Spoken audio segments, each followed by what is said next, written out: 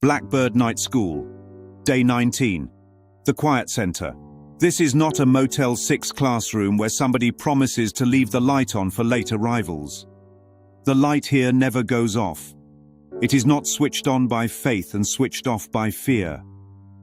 It is the part of the mind that forgot how to flicker. The body walks in and out of rooms, cities, jobs, relationships, but the quiet center never moves an inch. The ego spends all day trying to convince the mind that this center does not exist.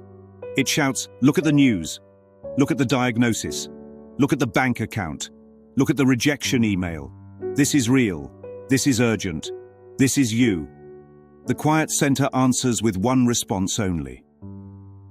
A wordless, steady, unbroken calm that does not argue, does not defend, does not rush. It is the eye of the hurricane, but even that metaphor is too small, because the eye still seems surrounded by danger. In truth, the quiet center is not inside the storm at all. The storm is inside the mind that forgot the center and is now spinning in panic, trying to find what was never lost. The ego's entire strategy is motion. Keep the thoughts moving. Keep the body busy. Keep the schedule packed. Keep the emotions oscillating between fear and excitement. Call it productivity. Call it responsibility. Call it just being realistic. Anything but stillness. Stillness is the one thing the ego cannot survive, because stillness exposes its trick. In stillness, it becomes obvious that every problem, without exception, comes down to the same tiny decision in the same tiny hidden place in the mind. The decision to be separate. Separate from love. Separate from innocence. Separate from the source that does not recognize attack. The world dresses that decision in costumes. A war zone. A hospital bed. An overdrawn account. A broken relationship. A betrayed trust. But when the mind steps back into the quiet center, all those scenes collapse into one line of code.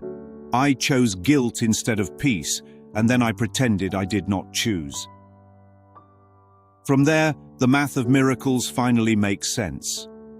"There is no order of difficulty in miracles" stops being a spiritual slogan and starts sounding like simple logic.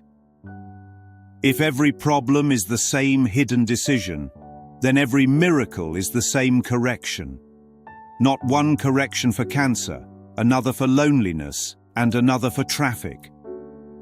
The quiet center is the place in the mind where the question, "How do I fix this specific thing?" is replaced by, "Do I still want guilt at all?" The ego hates that question because it exposes the rigged game.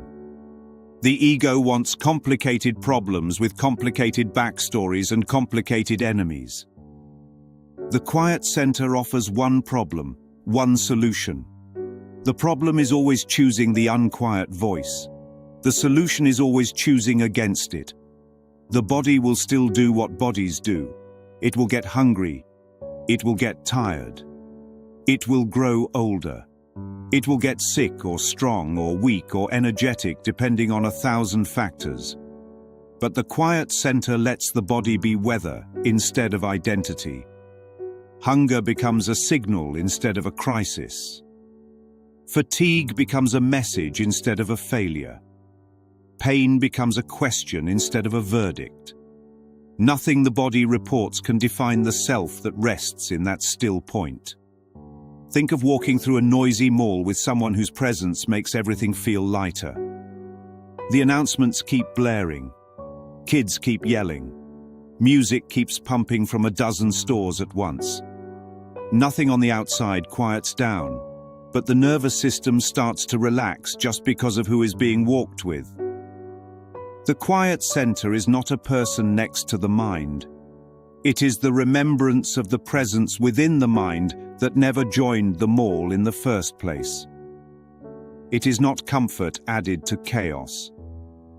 It is the recognition that chaos has never had real effects. When the Course says, I need do nothing. This is what it is pointing to. Not passivity, not laziness, but the end of frantic attempts to solve problems inside the frame that created them. Doing nothing means not feeding the thought that there is something outside the mind that can threaten it.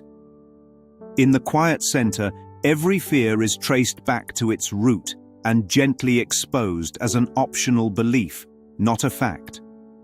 I am afraid becomes I am choosing fear. I am overwhelmed becomes I am choosing to believe in a self that can be overwhelmed. I am guilty becomes I am choosing an identity that could attack and be attacked.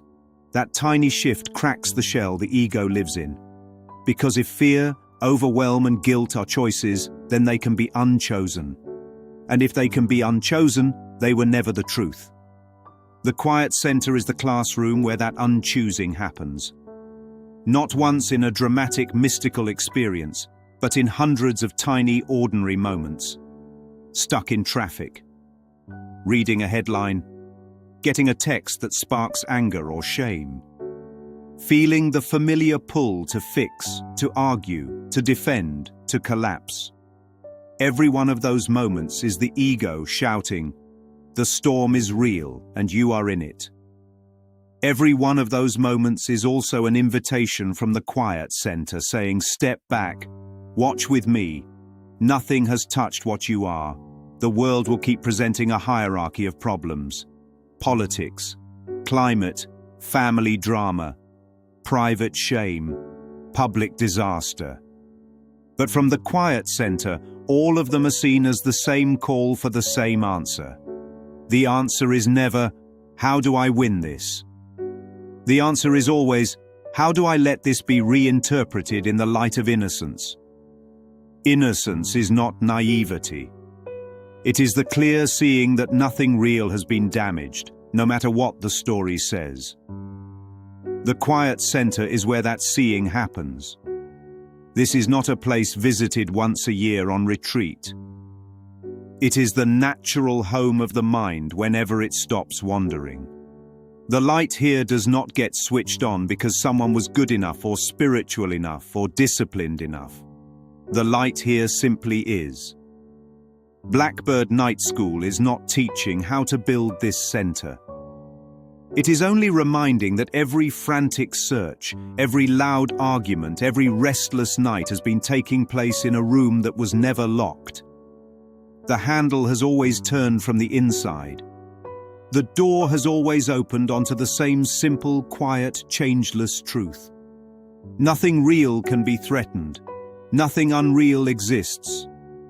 The quiet center is what it feels like to stop arguing with that.